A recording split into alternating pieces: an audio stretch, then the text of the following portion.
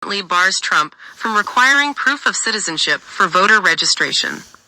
This article is by Zach Montague and read by an automated voice.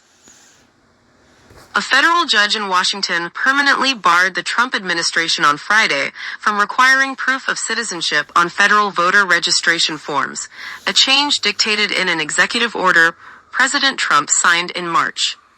The ruling definitively halted the effort to compel the Elections Assistance Commission, an independent body, to adopt nationwide changes to voting procedures, at a time when the president has also called for requiring voter identification in elections and ending mail-in voting.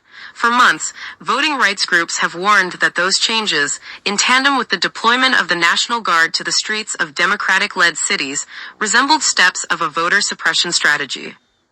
In a firm 81-page opinion, Judge Kollar-Kotelly of the Federal District Court for the District of Columbia wrote that Mr. Trump's order clearly violated the separation of powers, claiming authority over the voting process not afforded by the Constitution. Congress has never assigned any responsibility for the content of the federal form to the president or to any other individual in the executive branch with the power to act unilaterally, she wrote. The power to alter the federal form is, and always has been, delegated solely to a bipartisan, independent commission. Abigail Jackson, a White House spokesman, said the government would appeal Judge Kollar-Kotelly's latest ruling. President Trump has exercised his lawful authority to ensure only American citizens are casting ballots in American elections, she said.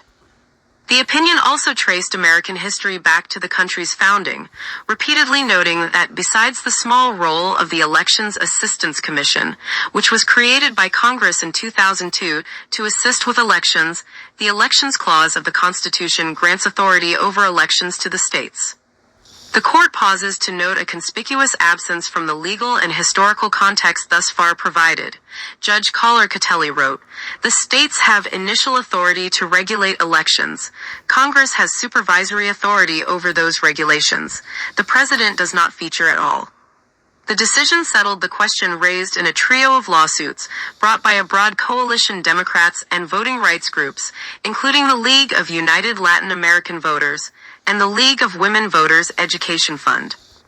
Judge Kollar-Kotelly, who was appointed to her current post by President Bill Clinton, had previously sided with the groups that filed the suits, temporarily blocking the proof of citizenship provision in a decision in April.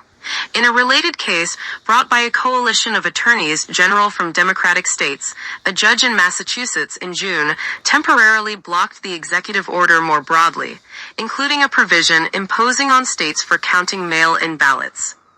Democrats and the voting rights groups hailed the decision as a major breakthrough. Senator Chuck Schumer, Democrat of New York and the minority leader, celebrated the ruling on X, calling the executive order an attempt at disenfranchising Americans and voter suppression. Throughout his political career, Mr. Trump has repeatedly made claims about significant non-citizen voting, which have been repeatedly debunked. More recently, the president has also enlisted the Justice Department in an effort to build a national voter roll database over the objections of many states, seeking to substantiate the false claims. Norm Eisen, the executive chair of the Democracy Defenders Fund, which helped represent one of the groups that sued, said the executive order represented the intersection of two of President Trump's obsessions, bringing together false premises about non-citizens voting with more general alarmism about immigration. The court not only stopped the executive order on its own terms, but also delineated the constitutional parameters that bar the president from pursuing these false conspiracy theories in the electoral arena, he said. In other statements on Friday, leaders of the groups behind the suit said the requirement to prove citizenship would have likely fallen hardest on women, service members, and the poor, among other groups that statistically tend not to have such proof readily available. Around 21.3 million people do not have government-issued proof of citizenship on hand, according to a 2023 study by the Brennan Center for Justice, a voting rights and democracy group, and the University of Maryland.